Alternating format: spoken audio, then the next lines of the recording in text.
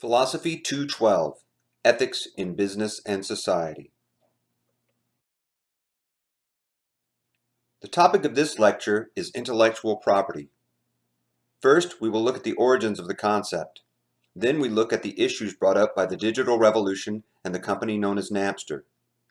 Finally, we look at the law protecting intellectual property and other issues surrounding the unauthorized sharing of digital media.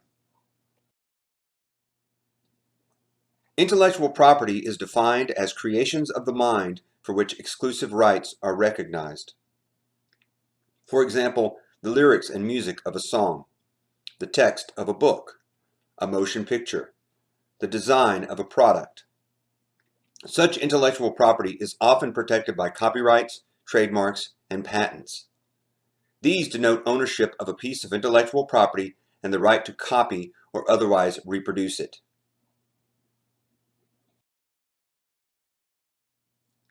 The concept of intellectual property has its origins in the invention of the printing press, which allowed mass production of written texts. Before then, texts had to be hand-copied, a very time-consuming process. Once texts could be mass-produced relatively easily, owners of the text felt the need to protect their interests. The digital revolution only increased this concern. Napster was a company created that allowed peer-to-peer file sharing of digital content. At the start, this was mostly musical recordings, but later included video as well. Napster claimed no wrongdoing, but many lawsuits were filed by the recording industry, which eventually led to Napster's bankruptcy. The issue is that most of the files being shared on Napster were copyrighted. That is, someone, typically a record company or an artist, owned the rights to copy the material.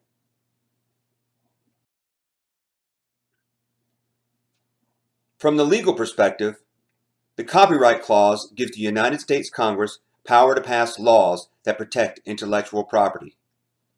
It states, "To promote the progress of science and useful arts, by securing for limited times to authors and inventors the exclusive rights to their respective writings and discoveries.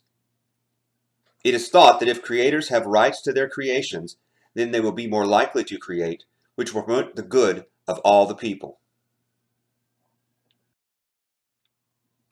You are probably familiar with such a warning on a DVD. This is an expression of the sorts of laws that Congress has passed to protect intellectual property.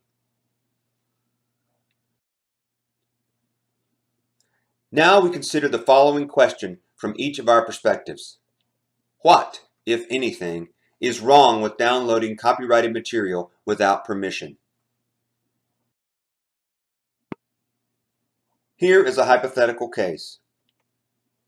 John is thinking about downloading copyright-protected music without permission. Should he? Why or why not? First, a question. Which perspective could be used to justify John's choice to download copyrighted music without permission? Why? If you answered self-interest, you are correct.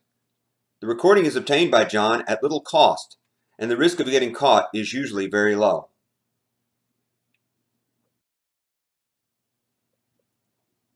Now consider John's possible decision from the four perspectives. We have discussed self-interest. If we look at the issue from the business perspective, we would consider the loss of profits that record companies, artists, and other owners of copyright would suffer from free distribution of their intellectual property. This is where John's self-interest conflicts with the interests of business. From a legal perspective, John's actions would be against the law.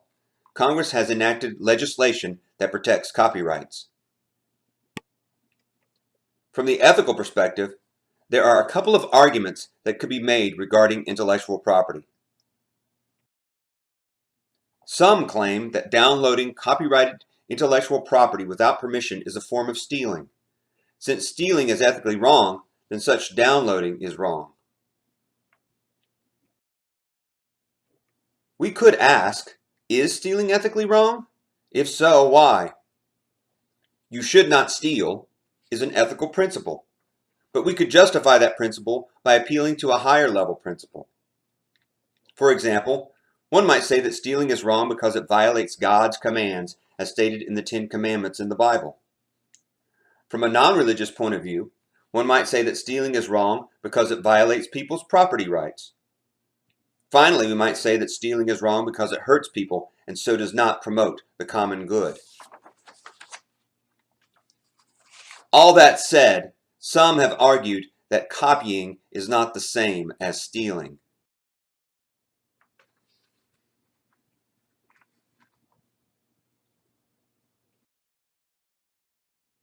This takes us to a different sort of argument that has been made regarding downloading copyrighted material without permission. That argument is expressed in a condensed form in this warning. There are two ways to understand the argument implied here, which we can call the piracy argument. The first version comes from the perspective of self-interest. You should act in your self-interest. Downloading copyrighted material without permission harms the economy. If you harm the economy, you indirectly harm yourself. Therefore, you should not download copyrighted material without permission. The argument may also be seen as coming from the ethical perspective. You should do the right thing. You should not harm others. Downloading copyrighted material without permission harms the economy. If you harm the economy, you indirectly harm others. You should not download copyrighted material without permission.